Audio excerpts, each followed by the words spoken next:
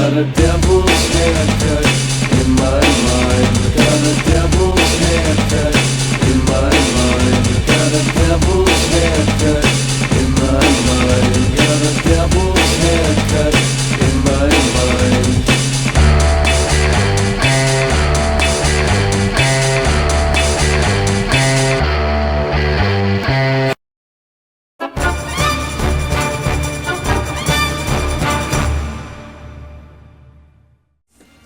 I would have wondered. I just would have liked to have been around during the conversation that this production company had with the American producers of this song to be like, yeah, we want to use it in this cartoon about big muscular dudes that punch stuff, and they're like, okay.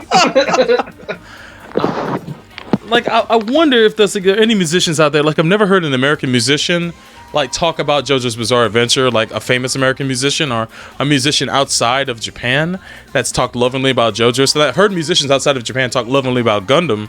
You know, like what's that group? Jesus. Linkin Park. Linkin Park or Andrew WK.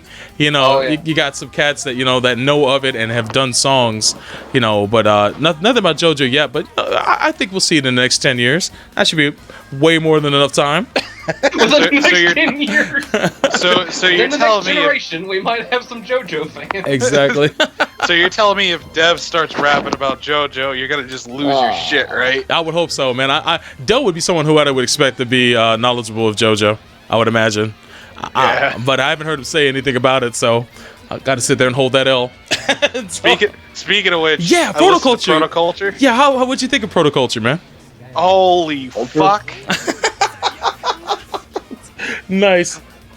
Like, I'm listening to it, and I'm looking at the clock. I'm like, oh shit, I have to go to work. I've been listening to this song since 1 o'clock. Damn it! Oh, it was so good. Oh, yeah, it's fun, man. It's a fun song, dude. I when I heard it for the first time, I was as soon as I heard the beat, it's like, yo, that's Morgan's song from fucking from Darkstalker. It's like, yo, that's her wind theme from Vampire Savior. What the fuck? So I was blown away from the get go, and then the stuff he was talking about. It's like, yo, this sounds my life. It sounds like my fucking life, dude. This is ridiculous. So shout outs to Del, man. We talked about him so many times, but if you guys have never checked out a song called Protoculture by Del the Funky Homo Sapien, jump on YouTube and check it out, man. It's about video games. That's all I'll tell you. We should totally get. There's a new band I just heard about called 7-Bit Hero, and they did an entire song based on Bubble Bobble, and it's actually a really, really good song. I'll link it in the chat here a little bit. Hell yes. By the way, Weekend Warrior, he says, SBR, have you heard the Del the Funky Homo Sapien song on rainy days? I believe so. I can't recall it from memory, but put the link in the chat, and I'll check it out tonight. Thank you, man. Let's go. Do this. We should get Del to come on one of these streams. He would slay us, dude. I would love that shit. Really? Fucking nerds. Goddamn. I would love to smoke it up with that dude, man. I would love to. I don't even smoke, but if I did, I would smoke it up with him. Oh, fuck yeah. Now, who's this Gohan looking kid now? That is Koichi from Series 4. Oh, okay. He is he's a kid who ends up getting a stand in Series 4 unexpectedly, and then he has to learn how to use it, and it evolves like a Pokemon throughout the series. Oh, cool. It does. It's called Echoes, and bitch on him too. yeah, as he goes through like high stress situations, he learns how to use it more, and all sorts of things happen to him, and he just learns how to evolve it, and it's freaking cool. Oh, he's voiced by Romi Paku, by the way. Good shit. Wait, you're talking about the little kid that was the stowaway on the new episode, or? Oh no, No. the kid I'm using right now. The kid that's on the screen right now. Oh, I'm sorry. Yeah, he's from Act 4. That was Wait, the pretty dude who uses the robot fencing machine is called Jean-Pierre. Yes. That's awesome. I don't know why they changed his last name, but whatever. Yeah, his last name. He's pulling her up in the show. I'm trying to get the episode where he fights him, the buffer here. There we go. Oh my god! Yeah. I'm getting destroyed. I'm just getting lucky here. We can't use normal clocks. We have to use fire clocks. Woo! Yeah, Press of Freedom mentions that a stand pops out of an egg when it first appears. It's just an egg. And it's like, what the fuck is this? He has no idea how to even make it hatch. Merci beaucoup. Oh yeah, you'll hear mad French in that show, I'm sure. Fucking love Paul Rudd, man. Fuck! I love it when I hear Japanese people attempt to do other languages. It's awesome. And the best is that Joseph does a one-liner in the next episode where he's like, now that the bud's out, we can be buddies, right? Ha ha ha. And everybody was like, shut up, old man.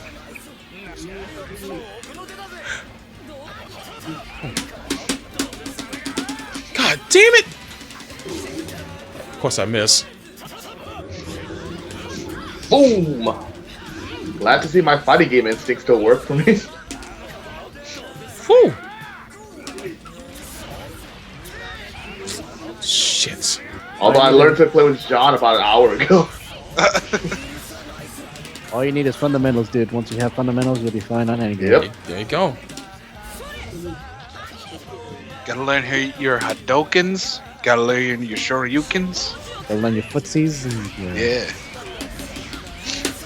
And your metal bodies. There you go. Woo! your robots.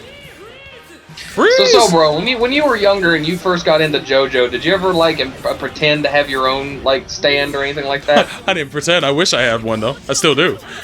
Like, did Oh, you the create question one? is, Like, did you create your own like JoJo OC stand? I want a stand to be able to predict random shit. That's what I would like my stand to do. I would go right to Las Vegas and play the fucking stock market. Done. Most practical ass, boring ass stand you'd ever fucking have, but I'd be fucking rich. You'd be the richest motherfucker on the planet. Fuck yes. So Eric, he is saying yes, he does pretend he still has a stand. God damn it. No, I'm joking. Yeah, No, that's quite alright. Well, that was the thing that me and my friends used to do back in the day was, like, we had our own Pokemon trainers, we had our own Digimon dudes, we had our own Gundams, we had our own like, universes and stuff like that. It's just fan fiction all over the place. Wow. You know, that's pretty cool though. I mean, we all have like our thing that we're into. I mean, I got into JoJo when I was like in my early 20s because, you know, I heard about it when I was in my teens, but didn't know shit about it. I remember it was in America that there was an article about it, and then Game Fan would talk about it every once in a while. For those who remember Game Fan magazine, it's a fucking dope ass magazine. But I remember Ran America, but not Game Fan. Game Fan was like this dope ass video game magazine that would like have the nicest spreads, and just all sorts of omake that would come with it. The print. Oh shit! Like EGM was great because you get a ton of content. But the print quality was pretty shit. But Game Fan was smaller, and it just had like the nicest resolution on pictures. If you wanted to see screenshots of like new games coming out in Japan, that was the magazine to have. And they would have like the scoops on arcade games all the fucking time. So that was like the magazine I collected. Now video game magazines now today suck, but with the internet, man, who needs them? Oh yeah, when you're finding out about, like, you're just learning about something from Japan from a magazine, and you go online and you find a little bit, but then another, even more obscure magazine brings up something else, and you learn more about it. And the days of, like, treasure hunting about trying to find out more about this whatever the hell Gundam is, or whatever the hell JoJo is. Mm-hmm. And then finding out there's, like, shit tons of other series and universes and stories and media on it. You're just like, I want it all! Oh yeah, hell, Game Fan magazine was how I found out about Dragon Ball way back when. Like when I first, it's funny how Dragon Ball it's snuck up on me too, because in like the early '90s, I watched a show called Dragon Warrior, which of course was based on the game. I was a big fan of the game, and the anime came out here from Saban. They brought it on syndication back in 1990, 1991. So I'm watching the show. The main character looks like Goku. His name was Abel. But it's like Goku with the tan. And where it looks like he's a Native American or something like that. And then later on, about maybe 2 years later, I was at the Fashion Square Mall here in Central Florida in Orlando. I was at Tilt Arcade. Some kid walked in with a fucking Dragon Ball Z shirt. It was a Goku sitting like Indian style with Gohan next to him. And it's like, oh, is that from Dragon Warrior? The kid kept telling me, no, it's Dragon Ball. So what the fuck is Dragon Ball? and like a week later, I'm flipping through GameFan magazine, and in the back they had a shit ton of advertisements for import games retailers, and in the back they had like figures for Dragon Ball Z and stuff like that. And it's like, this is Dragon Ball. So I learned about it kind of backwards ass. But then again, later on I found out that back in the day I used to play a game called Dragon Power, which was on the NES. And Dragon Power was Dragon Ball. It was the American adaptation of a Dragon Ball game that was released on the NES years ago, and it was hard as fuck. They changed a little bit of the graphics in it, but other than that, it was pretty much Dragon Ball, unmistakably so. I'm sorry, guys. I am so fucking tired. It's all good, dude. I'm just stuttering all my words, but Dragon Ball, man, weird way I got into it, but it was pretty cool. And then every so often I come across the occasional random fucking tape with like a handful of episodes on it. I don't even know where they fell in line, but it's like you could take what you get until syndication started showing Dragon Ball, and then they moved on to Z later on. But go ahead. I kind of fell into Dragon Ball kind of the same way, but like it was weird because I was in second grade and like I didn't know what Toonami was or anything like that. And one of my classmates actually brought in one of the imported Japanese figures from Japan of, I think it was Super Saiyan Goku, and we're like, oh, what is this thing? What is that? What is that? And they're like, hey, it's airing on TV now. Mm-hmm. So I turned into Cartoon Network at 5:30, and it was Dragon Ball hour. And that's how I eventually got into Gundam, was because of G Gundam. That was my first Gundam. The first Gundam. that was my first Gundam. Which is Literally, awesome. G Gundam was your first? Oh, Yes. man. Oh, man. What the hell of a series to have you be your first Gundam experience. Oh yeah, man. And I loved That's the shit out of it. I'm like, oh my god, I want more of this. I didn't even realize it was anime until like years on when I first got into middle school. Like, Oh, so nice. that's what anime is. But G That Gundam, weird ass time when nobody really knew what to call that Japanese cartoon stuff, like Japanime or whatever it was. Yeah. And I figured out what anime was when I watched Ava in middle school. And like, You watched that was Ava an in middle experience. school? Yeah. Which Ava? God. Which Ava? Which Ava? The original. Well, there is was. Does Wait a this, minute. does this include End of Ava? Did you watch End of Ava in middle school? I watched End of Ava. I think I watched End of Ava in my sophomore year in high school. Okay, I watched End of Ava in my sophomore year of high school, dude. That's, in fact, I watched got my Night ass Before kicked there. Band Camp. It really, like, fucking up. Majority of my anime watchings have happened since college. Shout out to Savragus. He says my stand is called For the Love of Money. What the fuck? That's actually good. Money can't buy you love. How about that? No, I think you got it right the first time. So, Doc, you said the majority of your anime watching was after college? No, during college. Oh, during. Oh, okay. Yeah, because high-speed internet. Hell yeah. yes. We knew how to fucking just siphon that shit. Hyphen. That's siphon. It's like hyphenated. I was like, no. You learn the The day ropes real that quick. The day that we found that low quality, like low bitrate clip of the X Gundam firing its cannon on all those battleships and mobile suits and everything changed my life. I think I've probably mentioned the story before, but I've never actually, like, that's kind of it's the reason why I'm watching Gundam Wing now for my live stream stuff, is because I never actually caught it on Toonami, and like I was only mildly aware of it through the Journey to Jaburo game. Mm-hmm. So like having known only that, and was like, all right, let me see if I can find it. Eventually, I did end up going to like a FYE or whatever, and end up finding like the first release of the Gundam movie trilogy on DVD, and I was like, all right, fuck, this is the show, right? This is the complete thing, and it's like I couldn't tell what it was. The thing is, I was there like thinking like, is this the whole show? And only in like this big box set, and I looked around, and it was like, does it say outright? And I see the word complete. I was like, okay, it's complete, so I guess that's it. I guess this must be it. So I took that home with me, lucked out, and ended up was able to get it. But Yeah, Yeah, because like, yeah, go ahead. of it that like end up watching the movie and like, why is no one talking in English? So like, and the thing is, at the time I know what anime was, so I was like, I mainly only watched it in English because I did eventually catch, I was aware by then I was aware of like Dragon Ball and Sailor Moon and all that stuff, but never actually properly watching a Japanese product until just then. And I was like, okay, it's in a very nice little thing for it to not only be my first proper Gundam, but also be the show that like the first show I actually watched in Japanese proper. Does anyone remember the channel back in the day? Oh, Whoa, damn. We got attacked by a wall of sound, man. God damn, Echoes. Koichi, man, what the fuck? I was saying, does anyone remember the international channel back in the day?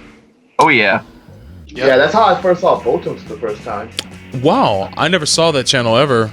I didn't even It was know. like, Yeah. it only lasted a couple years, so. I used to see the occasional like raw DVD episode on there. Yeah, that too. I always felt like the weird kid at school because I grew up with G, and everybody else like before around me Wing. was Wing. Wing. Yeah, exactly. So these kids are talking about, like, oh, you watch Gundam? Yeah, Death Scythe is my favorite. I'm like, Who? the fuck is a Death Scythe? That's like, Wing Gundam? That sounds stupid. You know, Fucking it could be Shining worse. Gundam. It could be worse. Can you imagine someone watching Gundam Age as their first Gundam? Oh. I yeah. would almost prefer that would be the case, so that way they could see everything else and say, yo, what the fuck was I watching? Yeah, That actually- might not watch anything else. that actually puts into perspective, like, how, I guess, do people, what are new mech fans like? Yeah. Because I feel like, I mean, it's unfortunately the situation is, because I know you guys already, is that all I know is people who are older and have already watched a lot of shit already. So I do wonder, no offense, but I do wonder, like, what the fuck do people like? What are the kids like these days? How do they get into the Gundams? Is it usually just Wing because people is like that's everyone's first reaction? I don't Yeah, know. I Wing think- is over like a decade old now. So. I think what happens And people is, still like, fucking recommend it. yeah, which no, they shouldn't be doing. And then new anime fans or older ones? New, I'm saying new, like straight up, like fucking younger people coming out of middle school, high school, who really want to get into into some series, and like I don't know what fucking outlet people use anymore. At least when it comes, like, and I'm saying specifically Gundam. Well, I mean, whatever new hotness is on the internet, usually will get pushed on the Tumblr, Reddit, DeviantArt, stuff like that. And Yeah. I mean, really, most of the time, whenever I look up Gundam, it's there are guys right now that love the original like 1 Year War stuff and that like Gundam Age. Like they found nothing wrong with Gundam Age and stuff like that. Yeah, can you imagine someone watching Gundam Age saying, "Where's the DK in this show?" That's terrible. I kind of had a theory that like newer anime fans became like what they are today was because back in the day they were super young and watched Toonami when it was first on. Maybe watched a couple episodes of Gundam Wing, didn't really comprehend it. Then as they got older, they got introduced to something like 00 because people are describing it as Wing 2.0.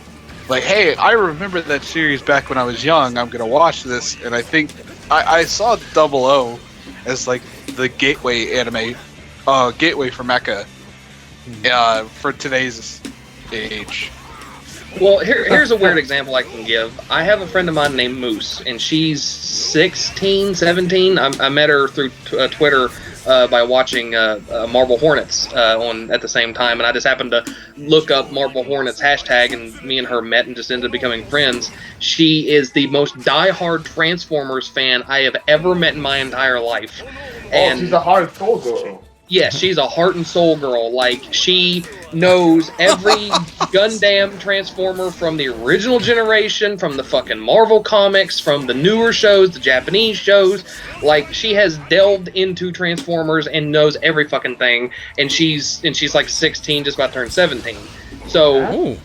with places like MAHQ and fucking just the internet, how abundant it is now, newer anime fans that are coming into Gundam, they can find every fucking thing Gundam, so they can easily get into the older stuff and watch The Wing and watch Char's counter. The Wing. I'm sounding like an old man now. The Wing. Guys with their wings and their. See the wings on the You gotta get the foot and pops in the crackers. I don't know. I wonder if getting into Transformers like at that level is a little easier than other franchises. Obviously because it's got such a bigger presence here than anything else. With probably a good for reason everything you why. can say about a certain Sir, he did bring Transformers more popular than ever here. But also like they've got so many fan sites and like they've got a fan wiki that isn't shit. Mhm. Like when does that happen? Yeah, that TF wiki, holy shit! I could TF spend wiki days. is great. It's Mhm. actually, It's and it amazing. doesn't even take itself seriously, like to like an effective degree. Like it takes the piss out of itself, and that actually helps make it more effective because it's got half the pages are just like how awful G1ers are and stuff. Mhm. Yeah. Like they There's have, other- well, like back in the day, like the whole when Beast Wars was airing, they had that saying, "Truck Truck, not monkey." Yeah, and they have an entire page dedicated to that saying. They have an entire page dedicated to Rumble is red, Frenzy is blue. Yeah. Oh, yeah. Wow. Speaking of the Transformers comics, man, have they ever brought back Circuit Breaker? No. They I think never brought her Marvel back, I dude? think Marvel has No. licensed to her, so Yeah. I don't think that's gonna happen. There was a rumor, a big one, that she's gonna appear in the fourth movie, and she's like my favorite Transformers character. I'll be honest with you. Ever since she showed up in the Marvel comics, for those who don't know, Circuit Breaker was this woman that was caught up. I guess she was involved in a I guess it was a fight between the Autobots and Decepticons that was happening near her. She became crippled because of the outcome of that fight. And someone was a scientist. I don't know if she was a scientist, but someone remade her body and covered it in like cybernetics. And when she got brought back, she could then gained the ability to fuck Transformers up. And she doesn't give a fuck if they're Autobot or Decepticon. She wants to kill them all. And she has like this innate ability to like affect them and mess with their motor skills and take them over. So I was hoping that she would actually show up in movie 4, but then again, that movie's probably got way too much going on as is. But They kind of She's pay a Proto homage. Cyrus? what's that? Go ahead, Fred. They kind of pay homage to her a little bit here and there in the IDW. Like, there's in the ongoing that was on a year or two ago. Yeah. They had Spikewick Wiki, and he's kind of a grown ass adult now, and he actually single-handedly takes down a Constructicon and kills it. Wow. By himself. And it looks like she might be referenced in Regeneration 1, which is IDW's like current alternate universe book that they're running, which is a continuation of the Marvel story. Yeah. Like they got the artists and the original writer who did the original Marvel comic to come back and pick up where they left off. Yeah. So And Colin is really quick to get to the Transformers wiki because I just got here and read that. Oh, Circuit Breaker? yeah. Shout I out know to how to navigate the TF wiki pretty well. Ramsey says Circuit Breaker is owned by Marvel, sadly, which makes Yeah. sense because she was That's created right. under their Well, I think stewardship. I think Marvel made an agreement with whoever's the current Transformers comic guys to where they IDW. IDW, thank you. They re-released the original Marvel comics of the Transformers. They just took all the Marvel wording off of them and re-released them under IDW. Yeah. Because I bought the original collection, but it has the Marvel page splash, but there's no Marvel wording on it anywhere. So I guess they basically gave it up and gave them back to where they could resell it. Mm-hmm. Yeah. I just need to catch up on the current IDW stuff, especially More Than Meets the Eye, because that just sounds nuts. Need to. Holy shit. I've read the first volume of More Than Meets the Eye, but that's it. And I just heard that apparently Megatron is now on the Lost Light.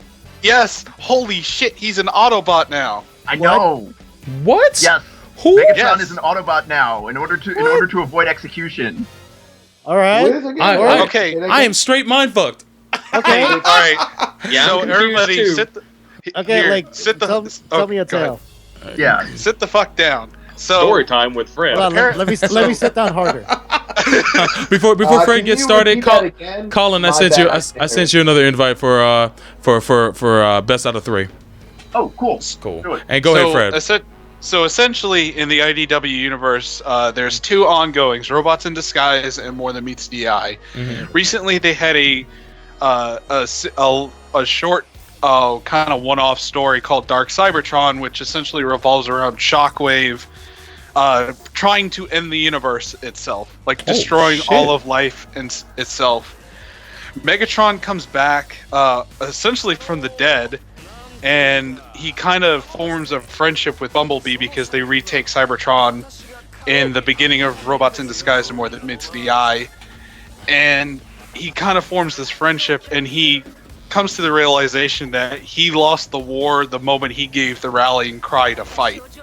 Ooh. So he sees like his mistakes and becomes friends with Bumblebee, and unfortunately Bumblebee gets off by Shockwave, and then yeah, and Megatron says, "You know what, Shockwave? This is everything I stood for. This is what I stand for now." And takes Bumblebee's badge and puts it on his chest. He says, "Now Cybertron is Autobot. Like, this is what I stand for now. Yo, I stand for the unity of our species." Holy shit! Oh. My God, man. Do you know what this means? This skitter's gonna be turned upside down, I tell you, upside down. If you get on his bad side, brother, you're done for. Now, it's only a matter of time before he finds out, and when he does, no matter where he is, get ready, gentlemen, because hell's a-coming. Hell's a-coming. Hell's a-coming.